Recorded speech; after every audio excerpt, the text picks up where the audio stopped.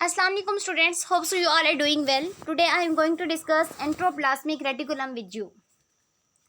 हमने अपने पिछले 3 लेक्चर्स में सबसे पहले हमने सेल मेम्ब्रेन को पढ़ा, फिर हमने सेल वॉल को पढ़ा, उसके बाद हमने साइटोप्लाज्म को देखा था। और साइटोप्लाज्म में हमने ये पढ़ा था कि सेल वॉल की कंपोनेंट, साइटोप्लाज्म के जो कंपोनेंट्स हैं उसमें लिक्विड पार्ट प्रेजेंट होता है, मोर एवर उसमें स्टोरेज सब्सटेंसेस प्रेजेंट होते हैं। स्टोरेज सब्सटेंसेस के अंदर अब क्या आता है, अब हम उन्हें one by one details study करेंगे।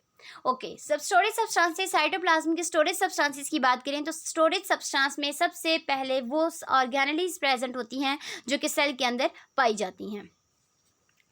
बात करते हैं आज हम लोग एंडोप्लाज्मिक रेटिकुलम के बारे में। ये टॉपिक मैंने फर्स्ट ईयर की बुक बायोलॉजी चैप्टर नंबर 4 दी सेल में से लिया है और आज हम एंडोप्लाज्मिक रेटिकुलम के डिटेल रिव्यू को लेंगे। ओके, चलते हैं हम इंट्रोडक्शन की तरफ कि एंडोप्लाज्मिक रेटिकुलम होते क्या हैं। सबसे पहले मैं आपको बताती चलूँ तो ये होता है हम लोगों के पास नेटवर्क ऑफ चैनल्स या टिब्यूल्स होता है। क्या मतलब नेटवर्क ऑफ चैनल्स या टिब्यूल्स की लंबी लंबी ट्यूब्स मिलके एक नेटवर्क बनाती हैं। जैसा कि आप सामने स्लाइड में डायग्राम को देख रहे हैं कि जो लंबी लंबी ट्यूब्स हैं वो मिलके एक नेटवर्क बनाती है, एक गुच्छा बनाती है, जिसको हम एंडोप्लाज्मिक रेटिकुलम कहते हैं। ये अब बात करें कि ये प्रेजेंट किस तरह होती हैं। They are extending throughout the cytoplasm, ये पूरे के पूरे साइटोप्लाज्म में फैली हुई होती हैं। तो channel seem to be in contact with the plasma membrane as well as nuclear membrane. फिर हम देखें तो हमें पता चलता है कि जो आप अब सामने स्लाइड में देख रहे हैं, एक तो ये एंडोप्लाज्मिक रेटिकुलम जो है हम लोगों की ये थ्रू और ये पूरे के पूरे साइटोप्लाज्म में प्रेजेंट है। तो ये साथ न्यूक्लियर मेम्ब्रेन को भी टच कर रही हैं। मोर एवर ये इनका कनेक्शन प्लाज्मा मेम्ब्रेन से भी होता है। The entire system of the channel is the endoplasmic reticulum. ये जो सिस्टम ऑफ चैनल्स है इसको क्या कहते हैं, ये एंडोप्लाज्मिक रेटिकुलम है। This membrane very widely in appearance from cell to cell. The material present in these channel is separated from the cytoplasmic material by the spherical to these.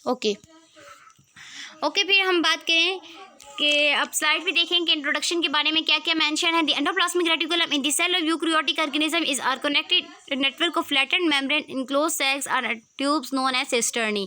ये जो मैंने आपको कहा कि ये जो एंडोप्लाज्मिक रेटिकुलम होता है ये ट्यूबुलर नेटवर्क होता है। ये ट्यूबलेट नेटवर्क को, ये जो ट्यूब्स हैं, इन सैक्स को हम लोग सिस्टर्नी कहते हैं। और Latin reservoir for liquid. Cisternae का मतलब क्या होता है, लैटिन में इसका मतलब होता है कि ये लिक्विड का रिजर्वायर है, मतलब इसने अपने अंदर लिक्विड को, पानी को स्टोर किया हुआ है। Okay, endoplasmic means with in the cytoplasm and reticulum Latin little net. Endoplasmic का मतलब देखें तो हमें पता चलता है कि ये इसके क्या है कि साइटोप्लाज्म के अंदर, और रेटिकुलम का मतलब लैटिन में क्या है, little net. Okay, the membranes of the endoplasmic reticulum are continuous with the outer membrane of the nuclear envelope. Membrane of the endoplasmic reticulum separates the lumen of the endoplasmic reticulum from cytoplasm but continues with perinuclear space. हाँ, okay, हम बात करें अब endoplasmic reticulum की occurrence की तो हमें पता चलता है कि ये यूकैरियोट्स के अंदर प्रेजेंट होते हैं। मोर एवर ये रेड ब्लड सेल्स में या स्पर्मेटोजोआ में एब्सेंट होते हैं। उसके बाद हम इसकी टाइप्स की बात करें तो हम लोग के पास 2 टाइप्स होती है एंडोप्लाज्मिक रेटिकुलम की। एक तो होती है हम लोगों के पास रफ एंडोप्लाज्मिक रेटिकुलम और जो सेकंड है वो है स्मूथ एंडोप्लाज्मिक रेटिकुलम। बेसिकली ये rough and smooth endoplasmic reticulum होते तो दोनों ही हम लोग के पास एंडोप्लाज्मिक रेटिकुलम है, बट किस बेस पे हम इन्हें रफ और स्मूथ कह रहे होते हैं। रफ इनको हम तब कहते हैं जब एंडोप्लाज्मिक रेटिकुलम के ऊपर क्या प्रेजेंट होता है, राइबोसोम्स प्रेजेंट होते हैं। राइबोसोम्स के प्रेजेंट होने की वजह से एंडोप्लाज्मिक रेटिकुलम इसका रफ एंडोप्लाज्मिक रेटिकुलम, और स्मूथ हम इसे तब कहते हैं जब endoplasmic reticulum without ribosomes present होते हैं। ओके, नेक्स्ट देखें। नेक्स्ट हम लोगों के पास लिखा हुआ है कि जिस स्मूथ एंडोप्लाज्मिक रेटिकुलम है उसके पास राइबोसोम्स नहीं होते, और इसका फंक्शन क्या होता है, ये लिपिड मेटाबॉलिज्म के अंदर इन्वॉल्व होता है, कार्बोहाइड्रेट के मेटाबॉलिज्म करवाता है, उसके बाद डिटॉक्सिफिकेशन कराता है। अब बात करते चलें कि डिटॉक्सिफिकेशन क्या होता है। डिटॉक्सिफिकेशन एक ऐसा प्रोसेस है जो क्या करता है, हम लोगों के सेल के अंदर प्रेजेंट टॉक्सिक मटेरियल को क्या करता है, डिकम्पोज करवाता है। Okay, smooth endoplasmic reticulum is abundant in mammalian liver and gonad cells. अब बात करें कि ये कहाँ पे अबंडेंट प्रेजेंट होते हैं। These are abundantly present in the mammalian liver and gonad cells. कि गोनैड सेल्स मीन्स वो सेल्स जो रिप्रोडक्टिव सेल्स होते हैं उनमें, और ममेलियन के लिवर में ये स्मूथ एंडोप्लाज्मिक रेटिकुलम प्रेजेंट होते हैं।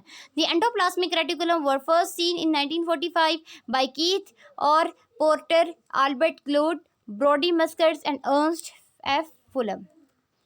ओके इसको डिस्कवर कब किया गया था 1945 में। Okay students, this is all about introduction of endoplasmic reticulum. हमने देखा कि एंडोप्लाज्मिक रेटिकुलम होते किस तरह के हैं, किस फॉर्म में प्रेजेंट होते हैं, कहाँ प्रेजेंट होते हैं और इनकी टाइप्स क्या हैं।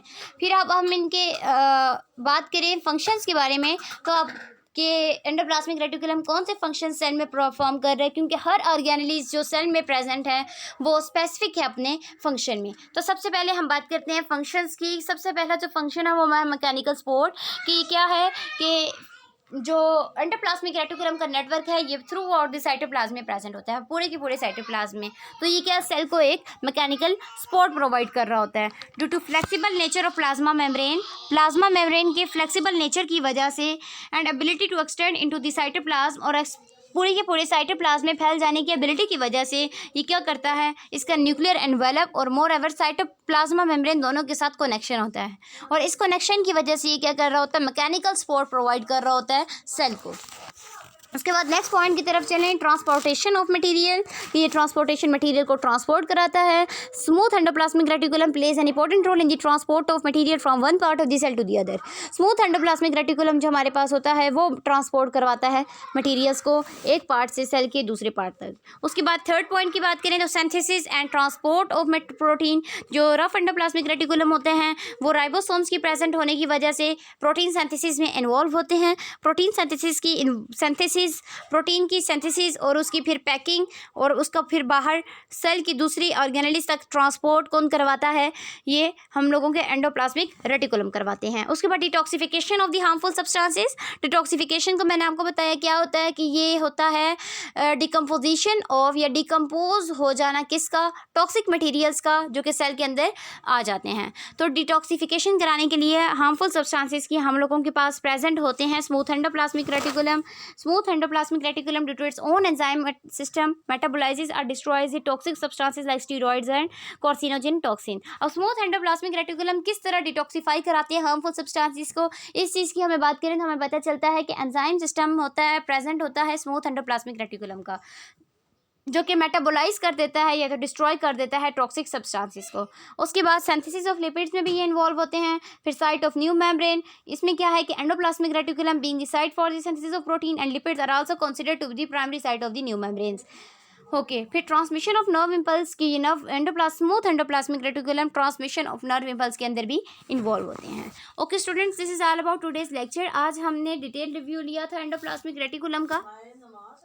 इन केस ऑफ एनी कन्फ्यूजन मुझे कमेंट सेक्शन में ज़रूर बताइएगा। I will try my best to solve your problem. Stay connected. Thanks.